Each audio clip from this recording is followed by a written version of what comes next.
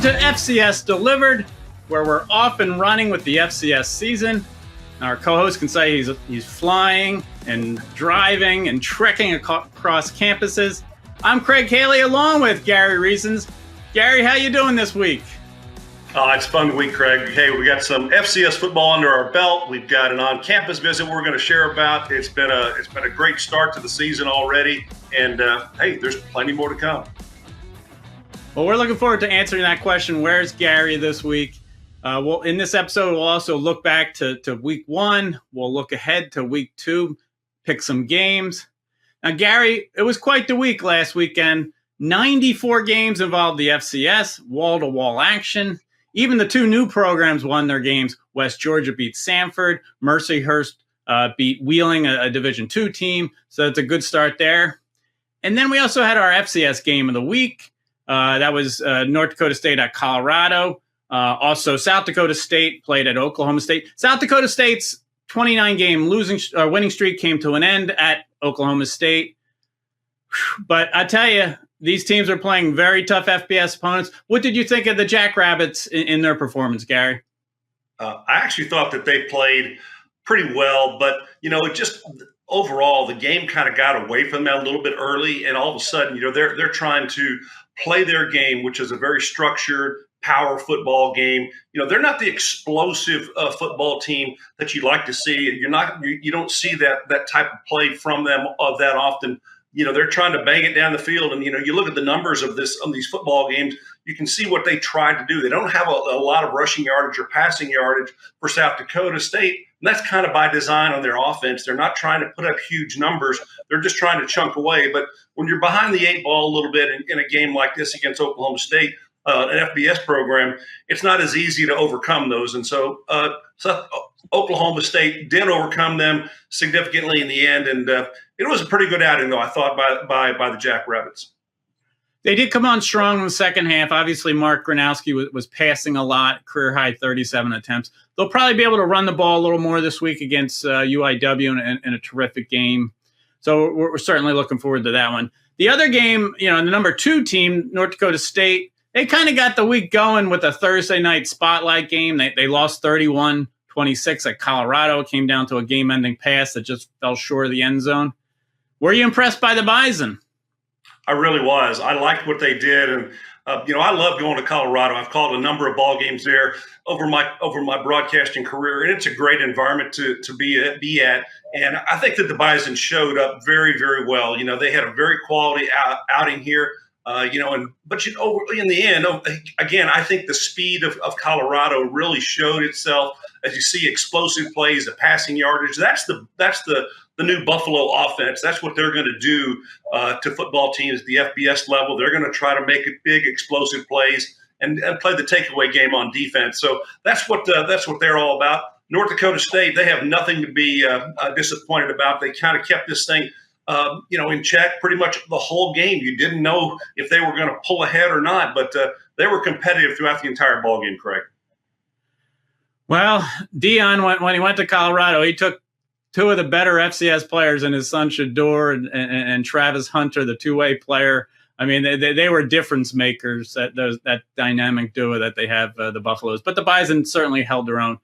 Now, even with those 2 losses, South Dakota State remained number 1. North Dakota State remained number 2 in the Stats Perform FCS Top 25 poll out this past Monday on TheAnalyst.com. No team moved in or out. The same 25 teams after week 1. The 25th team, if you lose, you usually fall out. But Youngstown State played a ranked opponent, lost at then number 7 Villanova, so they remained the 25th team. Now, I think one of the reasons there wasn't a lot of change, Gary, is because a lot of the results were FCS versus FBS games. In fact, 17 of the top 25 teams played an FBS opponent. And we know Montana State won in week 0 where they beat New Mexico. But since then, it's all changed. 60 games since that one. It's been all FBS beating the FCS. It's a little different than what it's been in the past. Last year, obviously, week 1 was a tough one as well. Why is it different, Gary? Why isn't the FCS catching the FBS off guard like they used to? You know what, Craig? Because of the transfer portal and because of the way things have moved in college football, there is a real movement from FCS teams of players, high caliber players, basically getting plucked off of their rosters by FBS teams because there's basically a freedom of movement amongst the players in the different universities. And so the talent level that we normally would see fostering and growing at the FCS teams is now somewhat picked over. And so the FBS programs are trying to bolster their rosters with FCS players, and there's a lot of guys that have made that move. So it goes then to the FCS football teams to try to rebuild and try to bring in somebody that may not be as talented perhaps, but let's just say that there is a little bit of a talent gap, Craig, when you move to the FBS level because of how NIL has changed things as well as definitely the transfer portal. So I think we're seeing a little bit of that, and the separation, I don't think it's going to stop anytime soon, because when you're developing players and naming players and remarkable players, and you bring those up to talk about and discuss, that's kind of a thing that might be a cause for a player to exit your program. Good news may not be great news for the university in the end. Well, that's a great point, because, you look at the 2020, 2021, 2022 Jerry Rice Award winners just getting their career started in the FCS. They've already moved on to FBS. Shedeur Sanders was one of them, of course. So that makes a difference. And just the programs moving to the FBS level. James Madison, Jackson State, Sam Houston, Liberty. They used to produce some of these FBS upsets. Now they're playing on the FBS level. I think that makes a difference as well. It's a transitional kind of time for the FCS. Obviously, they probably will pick off some teams here, but you look at, there were 12 FCS-over-FBS wins in 2021, 8 in 2022. It's probably going to be hard to match even last year, down to 4, and that may be a problem after a winless past week.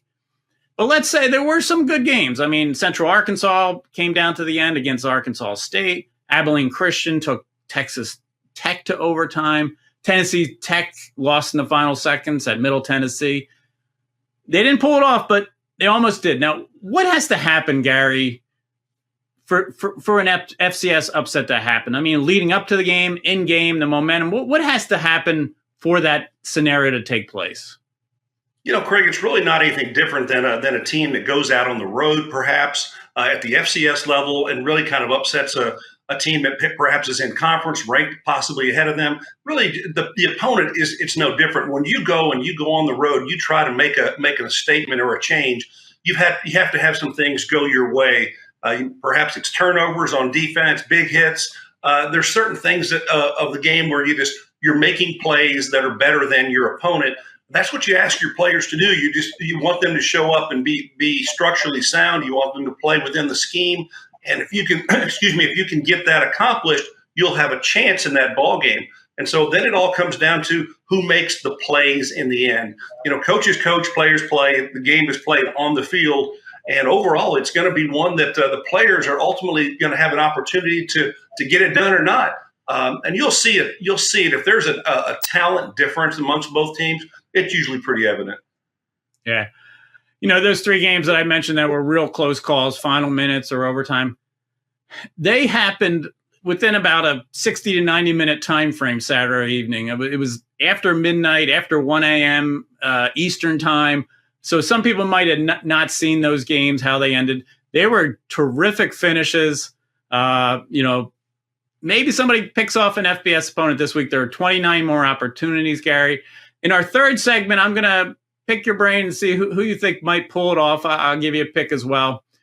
But we're going to take a break from FCS Delivered. And when we come back in our second segment, long-awaited segment, Gary, our FCS National Awards on campus, where weekly you go out and visit with an award winner. We will be back with segment 2 of FCS Delivered.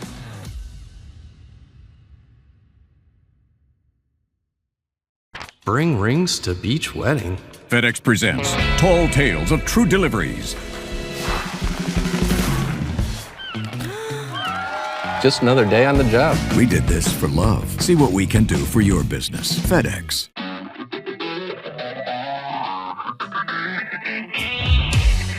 Welcome back to FCS Delivered. special week. This is our 6th episode of the season, but we've been building up to this. FCS National Awards on campus, where Gary goes out and visits with an award winner. As you know, each Monday on TheAnalyst.com, we announce weekly award winners. You're probably familiar with our offensive, defensive, special teams, freshman, national team of the week for stats perform. Well, this year we have a new partnership with Urban Edge Network and its HBCU Plus streaming service, where we've introduced an HBCU Plus player and team of the week. And that got us going, I think, this week, Gary. Tell us about FCS National Awards, where you went, and who was our winner this week. Well, Craig, we got off to a great start. We got the chance to go to Tallahassee, Florida. Excuse me, here, getting choked up already because I love to go in there. Tallahassee is the home, obviously, of Florida A&M University, the Celebration Bowl and SWAC champions from a year ago. Also, the city also hosts the other team in town, the Florida State Seminoles. But everything in the football world is now going Florida A&M's way because, boy, I tell you, they started on fire the first couple of weeks. They got a couple of victories, and we were out there celebrating the first HBCU Player of the Week, which we presented, and that was going to be to Daniel Richardson, their quarterback. And I tell you, he is a great young man. He's a very talented young man. He's a grad transfer quarterback, and he's played well in the first couple of weeks of the season. And it was fun to go out there to see Tallahassee and to see the community, obviously. So Florida A&M is right in the middle of downtown, and I think it's got one of the greatest logos in college football with the Florida A&M Rattlers. You know, the Rattlers and the snake, and it is fun. And so it's all about family there. And you're seeing the awards that they won a year ago from the SWAC championship as well as the Celebration Bowl champions. They actually had the ring ceremony the day before I went on campus. So all of these guys were happily coming to practice this next morning just after receiving their championship rings from the previous season. So it was good to see them. And their quarterback, Daniel Richardson, is a great young man. He's a grad transfer, and he fits real well into this program, and he does a good job here of leading this team. They've got 2 wins in their first 2 weeks of the season, and it has not been by, playing poor football. It's been great football. These guys have been very structured. What I was impressed with most of all was their practice habits and what they did in practice. They've got a new head coach in James Colsey III, who has come in there and really who has done a great job. He was an interim head coach a year ago, but now he's back on the program. So we presented this award in front of the team, and here we go.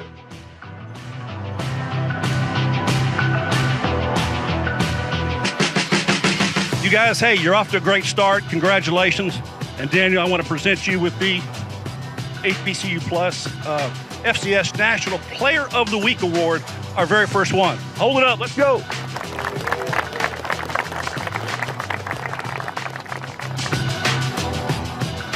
Well, it was fun to meet Daniel, and he's a very, very bright young man and very, very talented. I appreciated the time to be there. Thanks to our partners, FedEx and HBCU Plus with Urban Edge Network. It's a great fit. This is a great thing to do, is to go back and look at some of the work that's put in at the HBCU schools and bring some recognition there. Everybody on campus, came up and was very appreciative of us being there, being able to bring a little more prominence and shining that brighter spotlight on FCS football, in this case, an HBCU player, Daniel Richardson. So I think that there's bright days ahead for this program. I think they've got their eyes set on what they're going to do. They go down to Miami this week to play the Hurricanes, and I wouldn't be surprised if they really took them toe-to-toe right down to the wire, because I think that it's a very structured program with what Coach Colsey is doing there, and really with what they have done over the last several years. They have built this program. They have quality players. They have actually very good-sized offensive and defensive linemen. That really is one of the things that kind of are a little bit different across FBS players as compared to FCS teams, but I think they match up very well. And I like what Coach Colsey has put together there with this program. And congratulations to the Rattlers for such a great start. And Craig, I think that Daniel Richardson is a young quarterback. We're going to talk about him quite a bit further the rest of this season. I mean, to do what he's done, the lead, rallies against Norfolk State and obviously South Carolina State. I mean, they were down double digits in both those games. I mean, he is off to a flying start, as you mentioned. I tell you, Gary, you mentioned, the impact and everybody, the buzz you create when you come to campus, with FCS National Awards on campus. does the team or the player who's honored, do they grasp how big of a deal it is that 129 FCS schools, 21 HBCUs on the FCS level, to be that pick each week is just phenomenal. It's such a quick turnaround from their game and then suddenly you're on campus presenting that weekly award. Do they grasp how big of a deal it is? I think they're still college kids at the end, Craig, and really I don't know that they'll have taken it all in, but this is something that I'm glad that what we're doing this year with our on-campus visits, and we're presenting, a certificate of award this year, and it really gives them something to look back on in the future, and they'll really understand what the level of this is when you start thinking that you and I collaborate on Sunday about all of the games that were played and all of the players that we had a chance to go and talk about and talk with. But we make a tough decision, and it is tough. And I tell you, it's not easy to pick that one out. And the good news is that every time that I reach out to a sports information director, an associate athletic director, they are very welcoming for us to come on campus and do that, and with their head coaches, because that's what we need. We need that relationship with the sports information group as well as the head coach to welcome us on campus. And myself as a former FCS player and a guy who's had some really good stories to tell across my journey of football over the last 50 years. I've been involved with football for a long time. It's great to share it with these guys. And I gave them one tip this week. I told them all to pen a letter out to one of their family members or somebody, and try to get an exercise that's kind of been lost, writing a letter to somebody you love and tell them thank you for your support. That's what I challenge them all to do. And let's do that across the FCS this week. Everybody write a pen out a letter to someone you love who supported you on your journey as an FCS football player. I love that idea, Gary. That's tremendous. Well, our other weekly award winners this week, Texas Southern was the HBCU Plus Team of the Week. Our Stats Reform National Awards, Maverick McIver, the Abilene Christian quarterback, was Offensive Player of the Week. Defensive Player of the Week, Gideon Lampron, the Dayton linebacker. Mercer, wide receiver and returner, Braden Smith was the Special Teams Player of the Week. Our freshman winner was Adam Jones, the Montana State running back, who's off to a great start. And the West Georgia Wolves, we mentioned them. They won their first game against Sanford. They were the FCS Team of the Week. Just a great way to spotlight everybody, and your video each week really takes us behind the scenes. So that's FCS National Awards on campus for week 1. We're going to take a break, and in our final segment when we come back, we will be picking games of the week.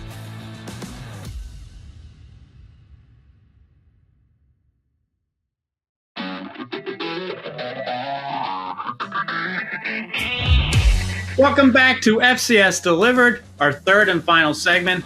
What a pleasure, segment 2, to see Gary out at Florida A&M, our national awards on campus. Gary, our co-producers are Seth, Biley, and Graham Bell. Graham Bell did point out to me that you should have saved Florida A&M for November when the weather is cold and you could have gotten a trip down to Florida. I know we can go back. We pick where we go, so I know we can go back. So that's something to think about. Thanks, Seth. I appreciate that. Well, in our third segment, our Stats Reform FCS Game of the Week might be the best non-conference game of the year involving 2 FCS teams. Number 12, UIW, coming off an opening win over Northern Colorado. At number 1, South Dakota State, the 2-time defending national champions, lost to Oklahoma State. But this is their home opener. They're going to celebrate last year's second straight FCS national championship before the game. Tell us about this game. It's a great matchup, Gary. Yeah, it's one that I've got my head scratching a little bit there. South Dakota State off a loss on the road, going back home, going to defend their turf. And UIW, a team that has to go on the road all the way up from Texas up to South Dakota. Who's going to win in this one? Craig, you and I did our pick'ems, and I actually picked UIW in this game. And let me tell you a little bit why. I think that they are a team under Coach Killo in his second year there of getting a real program that is pointed in the right direction and straight up. I think that they have a trajectory here that is going to be really, really good. I see them playing a good, solid, strong football. And if there's ever going to be a magical upset for a team early in the season against one of the best teams, really ever, South Dakota State, I think this is it. It could go very much the other way, where South Dakota State just manhandles UIW. But I think there's a slight chance that that UIW gets the W up there, and it's going to send shockwaves across the FCS. That's a fun pick. I mean, that's a risky pick, but I like it, Gary. I tell you, I mean, I hope it comes down to the end. South Dakota State, they lost that 29-game winning streak, but they still have won 21 straight at home, which ties with Florida A&M, ironically, for the longest active winning streak at home in the FCS. They ran the ball last week, UIW. I think they could, they're going to try and do it again here and with their, have a balanced offense. But I think if I'm going to pick South Dakota State, I think it's because I think the Jackrabbits can get the run game going this week. Amar and Angel Johnson behind that offensive line. UIW gave up a little bit too much on the ground a week ago, but I tell you, this is a fun matchup. I mentioned, it could be the best non-conference game of the year for sure. Now, our Pick'em segment, Gary, we pick, games that are kind of toss-ups. The only other one I think we had a difference on was Morgan State taking on Towson, kind of the Battle of Baltimore. Who do you like in this one? Well, let me tell you a little story here, Craig. So Morgan State is actually the university that the number 2 New York Football Giants player of all time, as labeled in the poll that's going to be released here this coming weekend, is a gentleman named Roosevelt Greer. And so Roosevelt Greer played at Morgan State, and I have to go with that pick because his name is going to be out there this weekend, and I've got to go with the Morgan State Bears. I was up there a year ago, and I say, hey, let's get a big upset here, and this is it. Well, I'm going to go with another former New York Football Giant. I'll go with Sean Landetta and the Towson Tigers to win this one, but it's a great matchup. You're not supposed to know that. You're not supposed to know that Sean went to Towson. I'll be seeing Sean. He's part of our top 100 team in New York this weekend, so we'll see him. Outstanding, Gary. All right, now it's another weekend of FCS versus FBS. There's 29 more opportunities to get another win here. Who's going to pull an upset this week? Which game did you pull, Craig? Which one did you talk about? I'm going with Chattanooga to beat Georgia State. I'm wondering if you have an FCS upset to look to. I don't know that there's any more that I have for that. I didn't pull one out. I actually think that, though, that Idaho versus Wyoming is a chance that Idaho, who played very, very well against Oregon this past week, really kind of took them to the end. I think that Wyoming is possibly going to be someone that Idaho can get a hold of on the road, and Jason Eck get his team going. They are going to be playing their second team quarterback. Jack Lane is going to be out for an extended period, and the other Jack is going to be in there, and he will be in there playing quarterback. I'm going to go with Idaho over Wyoming, Craig. Not a bad pick. The Vandals put a scare into Oregon last week, and this one's not quite as tough. Wyoming doesn't have Craig Bowl anymore as the head coach, so go Vandals here. All right, well, that brings a close to our episode of FCS Delivered. We are looking forward to Week 2, a huge matchup games going on across the nation. How much you looking forward to it, Gary? Well, it's Week 2 of the mainstay of college football, and we're looking to see how it unfolds. And guess I'm trying to figure out where I'm going to go next. And it's got to scratch my head on that one, but you and I will visit about that on Sunday. Looking forward to it. Well, we thank everybody for tuning in to FCS Delivered. We'll be back same time next week talking about the subdivision and all the games going on.